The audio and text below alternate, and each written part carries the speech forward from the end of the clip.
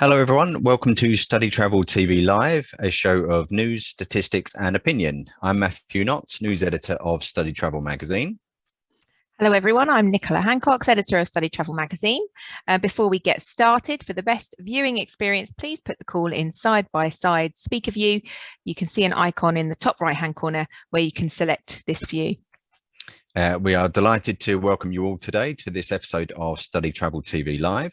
In today's broadcast, we'll begin with a news story and then we'll be joined by our guests this week, Kevin McNally, owner and director of International House Torquay and a board member of ALTO, and Gerard Deshayes, president of French agency association L'Office.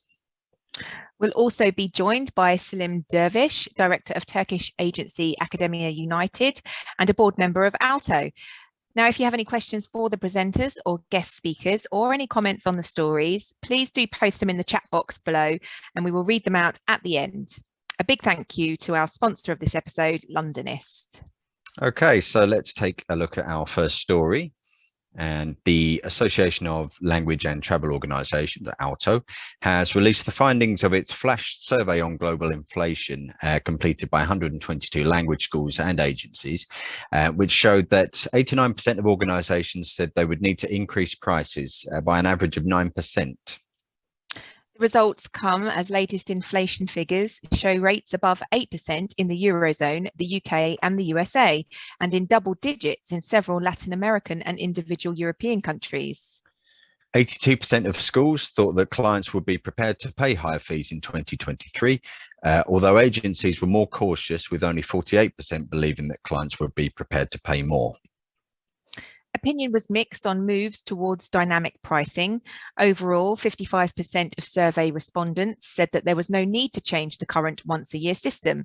Among schools, 22% thought pricing should be changed twice a year, and an identical ratio thought prices should change whenever necessary. Okay, at this point, we'd like to introduce our guests this week, Kevin, Gerard and Selim. Hello, everyone. Kevin. Hi everyone. Hello everyone. Hi Kevin. Hi everyone, good to be here. Thank you for joining us. We've got, just wait for everyone to appear. Hi Selim. Hi Gerard. Thank you for joining us. Thank you. Selim, if we could begin with you on this ALTO story. So the price rise is being indicated in this survey that ALTO has conducted are pretty inevitable, aren't they? Yes, Matthew, thank you so much. It's definitely inevitable. And when you look at the global inflationary pressures all around the world, in the developed economies, in the UK, in the US, this rate is anywhere around 8 or 9%, almost pushing towards the double digits.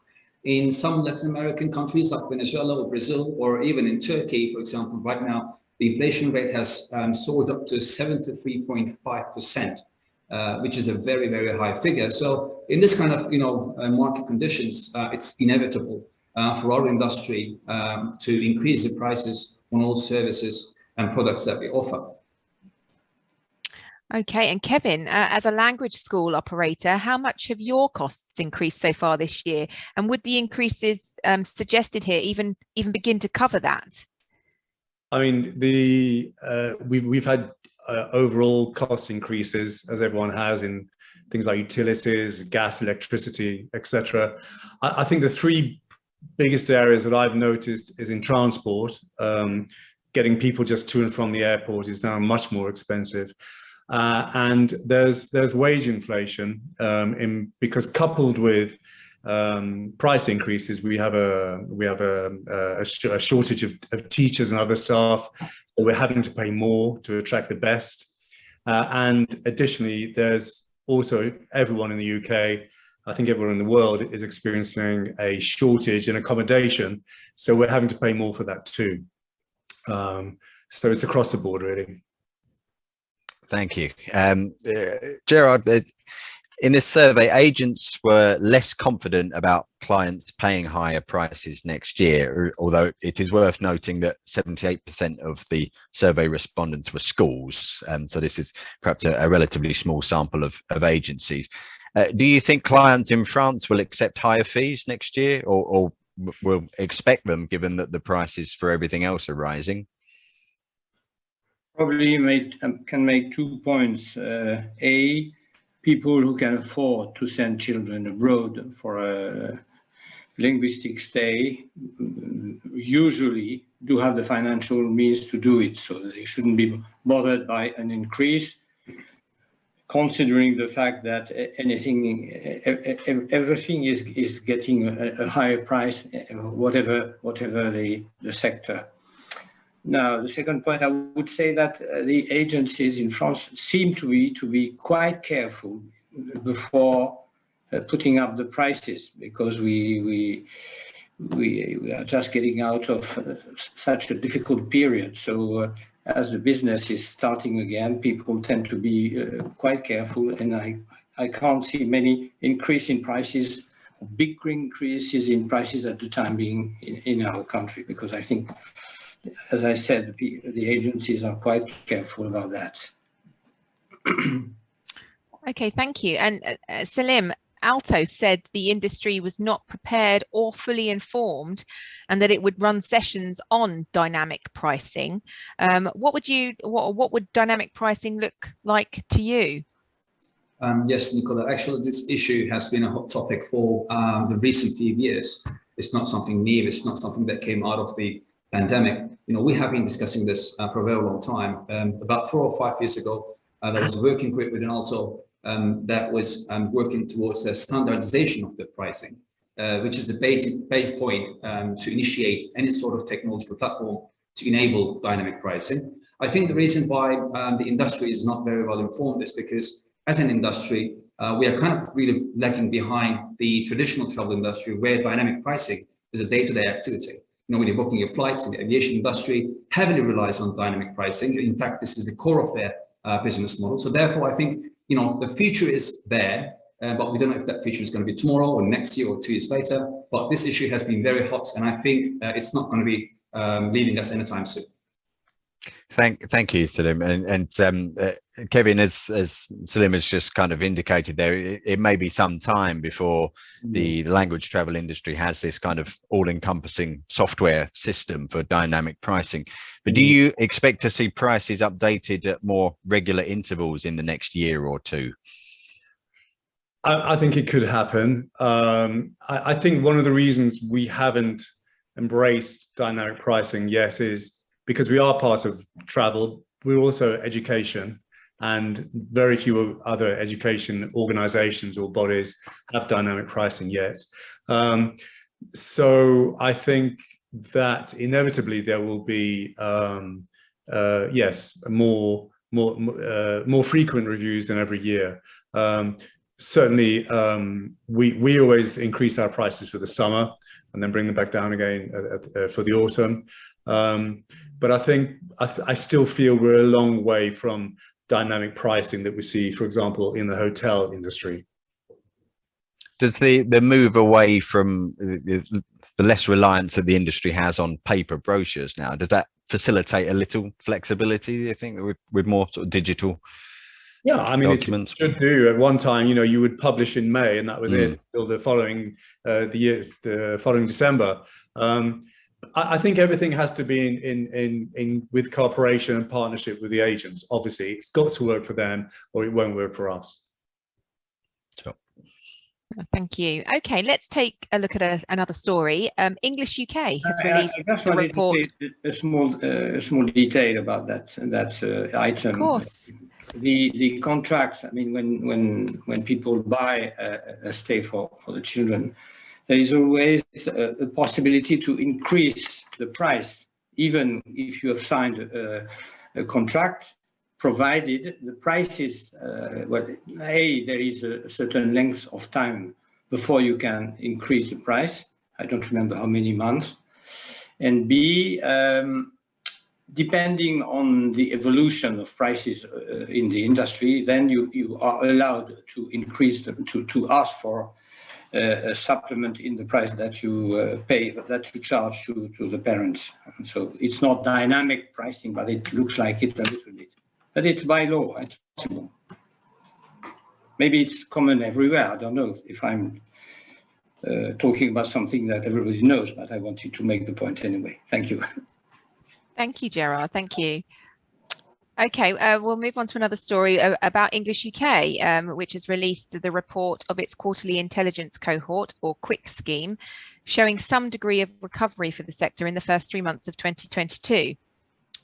For the 120 schools participating in the QUIC scheme, there were 77,302 student weeks delivered in 2022 Q1, a 172% increase compared with the first 3 months of 2021.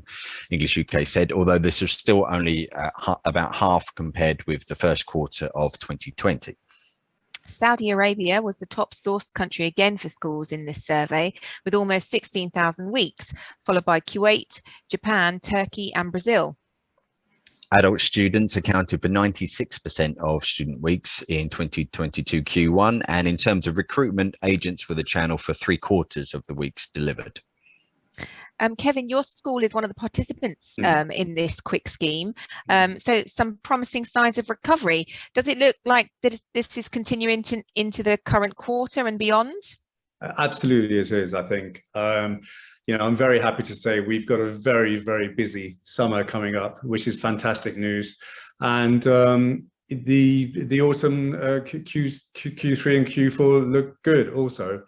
So in this respect, I think it's only good news so far, and we're looking forward for a boom year in 2023. Very good to hear. The top 5 source markets look rather different to what was typical prior to the pandemic, and less of the sort of European countries in there. Gerard, how is demand for the UK and France? Well, I can feel a kind of reluctance towards the UK because of, you know, the situation on the whole, as you might know, Brexit, etc.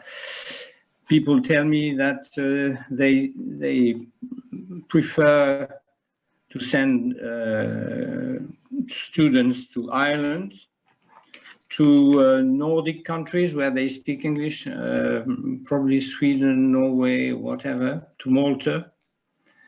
And it is a bit of a shame because obviously everybody was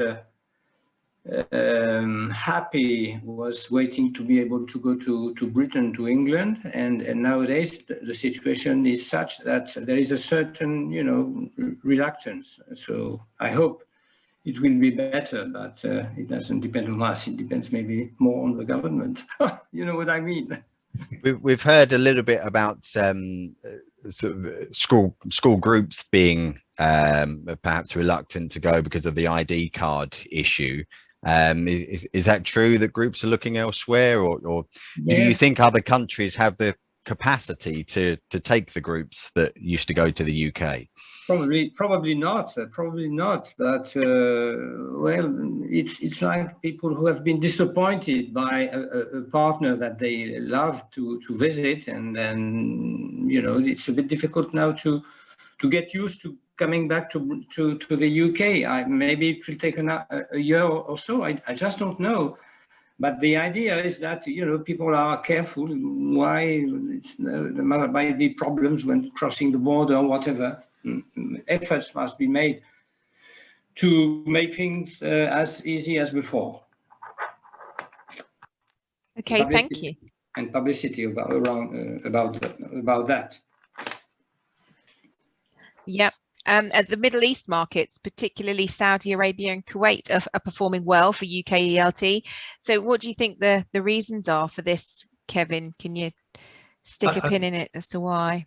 Yeah, it's important to remember that this report goes on student weeks rather than numbers of students, and those markets are traditionally quite long stay students, and even throughout COVID, we were getting students from some of these markets because they were long stay, so they were prepared to quarantine, etc. I think this time next year, the makeup of Quick will be quite different. And thank you, Kevin. Selim, how is demand for the UK and Turkey? The demand in Turkey for the UK has always been, top. 60 to 63% of the entire market from Turkey is heading towards the UK, and this has always been the case. I think one of the reasons why specifically the Middle East is taking the lead is their policies, government policies during the COVID times, which has been slightly different than what we have experienced in Europe and in the rest of the world. And I think that that's one of the driving factors. And the second reason is definitely we're now seeing less of some of the major European source markets, such as Germany or France, not being in the top 10. And I think the ID cards issue and the Brexit and all that definitely contributes towards this area of concern. And my personal opinion on that is, Matthew, is that I think on the short term, it is a bit of an issue. But on the long term, the EU nationals will also get used to, entering the UK with a passport. Maybe this is not going to happen again overnight tomorrow, but on the mid to long term, we're going to again start seeing European clients coming into the UK, because UK is one of the top destinations worldwide in the education market, and it will continue to lead this sector. Thank you. Okay, let's move on to our next story. And the International Association of Language Centres, or EALC, and the Federation of Education and Language Consultant Associations, FELCA, have endorsed the ALTO best practice guidelines. The guidelines were published last year and were designed to assist agreements between language schools and agencies, and cover areas such as payment terms, repeat bookings, promotions, direct bookings, and product development. In a statement, EALC and FELCA said that they supported the aims of the best practice guidelines and strongly encouraged members to adopt them into their daily operations. The guidelines will be adopted on a voluntary basis, but Paolo Barilari, president of FELCA, said that EALC's membership of 140 language schools and the membership of around 700 agencies in the national associations that comprise FELCA could add visibility to the guidelines. Gerard, I know that FELCA has consulted with the members of FELCA in this process, and that indeed FELCA board member Juan Manuel Elizalde was closely involved in the drafting process as on the ALTO board. Which elements of the guidelines are you most pleased with? First of all, I must say we were, and I was part of it, we were a bit far from FELCA these months. The office had quite many problems, starting with the problems that the agencies had in France. Fortunately, the government injected money for them, but the government didn't inject money for the office. And as our budget depends on the fees paid by our members, the members had drastically reduced their contribution to our budget, so we were kind of half asleep. So consequently, the motivation of the members towards FELCA was extremely low. So I just was not in a very good position. What I intend to come in the end to the AGM. I haven't answered yes, but the good news that you are telling could be good news for the members, because if FELCA remain what it used to be, that is a collection, a number of distinguished people from various countries without any real implementation of regulations or or guidelines as far as study visits and this industry on the whole is concerned. People were questioning the point of being members, you see. So I would say that adopting guidelines with a certain number of regulations that every member of FELCA should implement in its country towards its own members is a very, very, very interesting point. Thank you. And Selim, am I clear? Crystal clear. Selim, these guidelines were developed after more than 12 months of industry consultation with various different stakeholders. So is the plan to develop and refine these, particularly in collaboration with the ALTO and FELCA now? And how many organisations do you hope will have adopted them by the end of the year? Yes, Nicola. First of all, you know, that 12 months or more, it's been a very challenging time, trying to put all the stakeholders on one place and trying to agree on specific terms, because the pandemic has, you know, brought its own challenges to our industry. Agencies have their own challenges, and the schools have their own challenges. So we tried to find a middle way, and it took us a long time and a lot of, you know, working groups coming together, a lot of hours put into this. And the FELCA and the IAC, I think, are amazing, a great start to get the message out. As you can see, 140 schools of IAC and 700 FELCA members agencies from around the world, which is great numbers. But we are thinking towards the end of the year, other organizations such as English UK, English USA, Languages Canada, and many, many more within Europe might join this trend, which will be beneficial to their members. And it's only a guideline, so it's not really something they have to abide by. It's not an agreement as such. This is a recommendation that we believe might help to have more smooth operations, both for the schools and for the agents, after the challenges that we have discovered, we have found out during the pandemic. Thank you, Selim. And Kevin, from a language school owner's perspective, were these mostly things that we were already doing, or have you changed any procedures in light of these guidelines? I mean, personally, for my business, most of them I was doing anyway. I've always had an escrow account and kept things very tight in that way.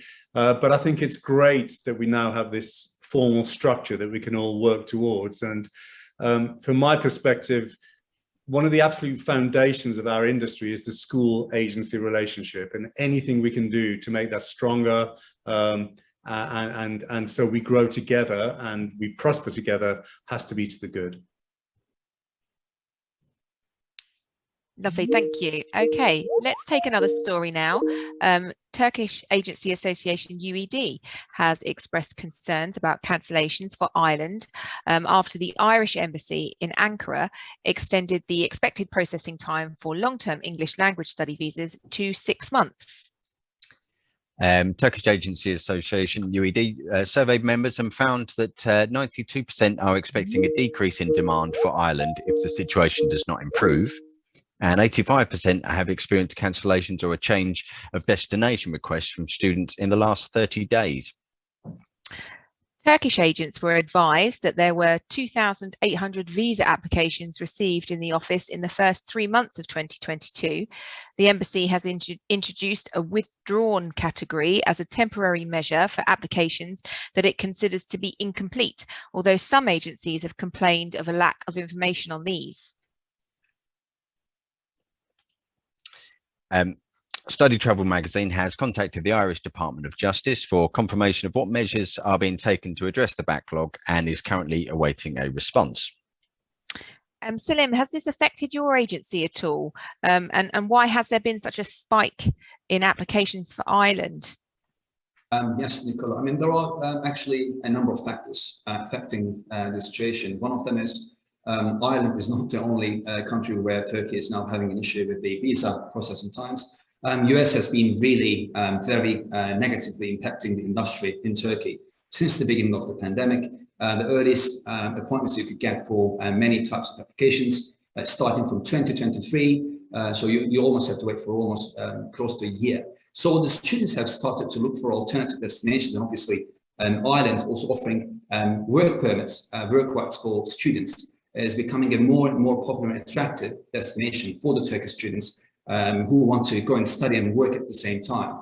I think that's one of the reasons why the numbers of the applications have increased. This is a fact that almost all the agents in Turkey who are working closely with Ireland, we predominantly send students to the UK as a primary destination, so it hasn't really put a huge impact on our business, but I do understand, and I know that in Turkey this is becoming a big issue in these days.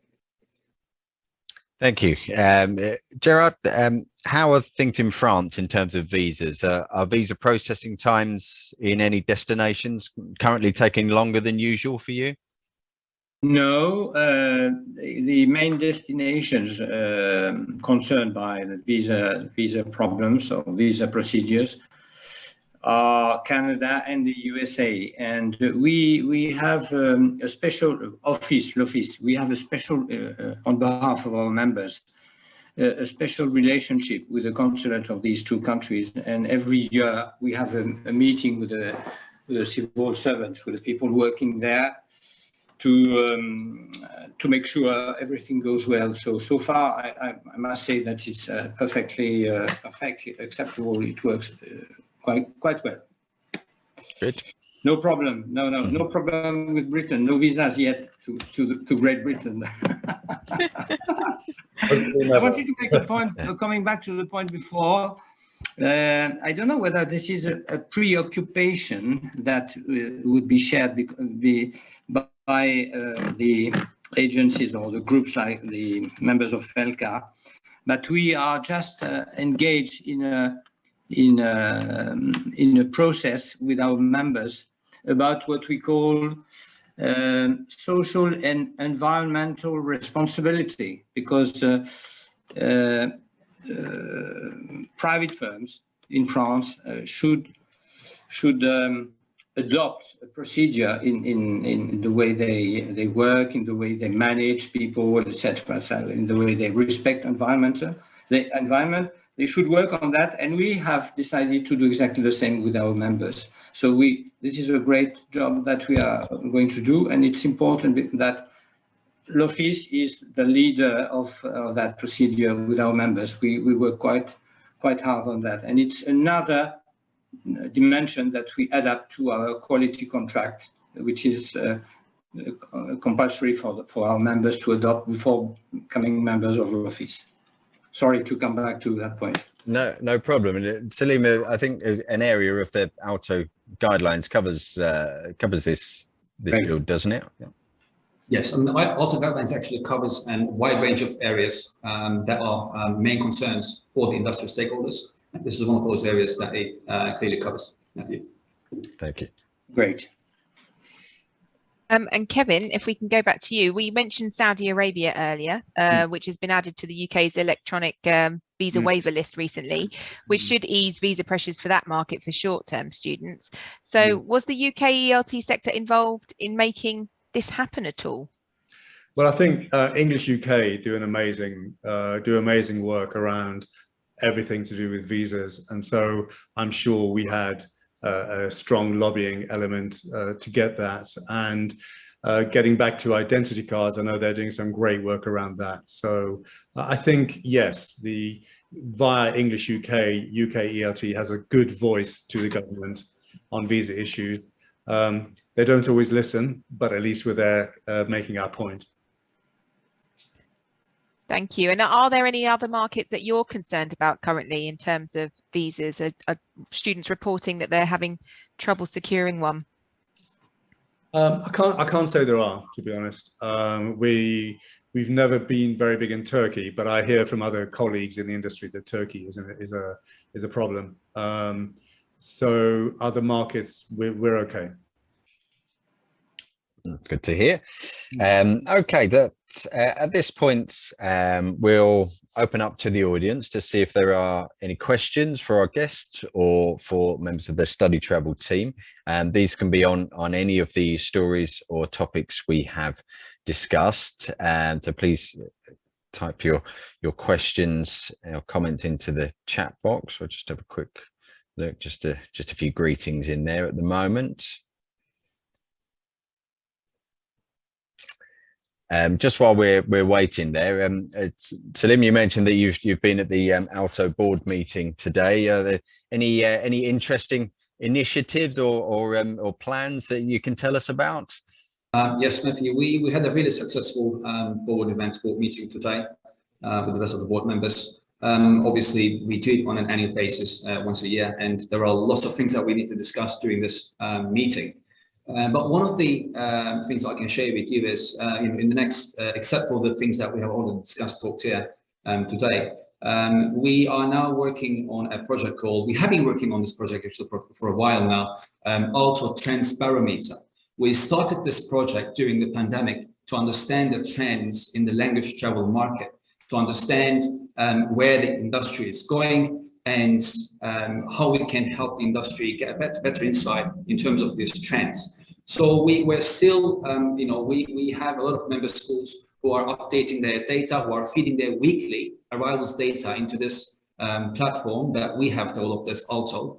And in the next few months, towards the end of this year, we are inviting more schools from the UK and from any other countries in the world in that matter to join the ALTO Trends Barometer, because it really is giving us a great insight on a global basis, on a global scale, and it's a live data, so it's being fed by the members on a weekly basis, and we can see real live data as to where the industry is going to. It also gives us a clear indication about the recovery after the pandemic. How fast is the recovery? When did it start, and when did it reach its peak? This data is very crucial and vital, and the reason is we're not sure if there's going to be another pandemic or not in the future. And if there is such thing that ever happens, we can go back and look at this data and understand the dynamics of the market, how it reacted initially and how it recovered. So because of that reason, we invite all the industry stakeholders, school owners, to talk to us, to ALTO, about the ALTO Trends Barometer project, but not about on this project. Anyone who might be eligible to join ALTO. We are also looking to increase our membership in the next few months. So we are happy to talk to any participants that would want to become a member of ALTO. Okay, thank you. And we've got another one for Kevin. You're a board member at EALC, responsible for quality assurance. So have you had to make any adjustments to the quality assurance process as a result of the pandemic? Well, I mean, we were delighted that even throughout the pandemic, we had schools applying to join EALC. So we've taken on quite a few schools actually through the pandemic. And the way we did that was we made the whole inspection process online. We took advice from inspectors from other organizations who were already conducting online inspections, and it was very successful. And we've welcomed, I think it's 8 new members over the last year, which is great. We will go back to in-person inspections, but I think a hybrid approach will be appropriate too. Okay, great, thank you. Okay, well, it doesn't look like we have any questions in there. Reka has posted a link for the ALTO Trends thing that you were just speaking about, so everyone can see that in the chat. Okay, so to you, Hank. Right, well, that looks like it's the end of our audience Q&A, which brings us to the end of this week's StudyTravel TV Live. Our next episode will be on Wednesday, the 29th of June at the same time of 4 p.m. BST. Visit the StudyTravel TV live page on the StudyTravel network, which you will find under the magazine section in the menu, which you can see on your screen there. And on that page, we'll be announcing the guest speakers for the next broadcast, and you'll be able to find a recording of this broadcast and all of the previous episodes. So that's it for today. We'd like to say a big thank you to our special guests. Gerard, thank you for your time and insights today. Thank you. Thank you. We're happy to participate. Thank you. And Kevin, thank you for joining us and sharing your thoughts. Thank you. It was great to be here. Thank you. And Selim, thank you for breaking out from the ALTO board meeting to join us. I know that I understand Reka and Leanne are right next door, so right here. Thank you, Nicola. I'll join them in a minute. Okay, and thank you once again to our sponsor this week, Londonist, and thank you to everyone for watching. Goodbye. Goodbye. Thank you. Goodbye.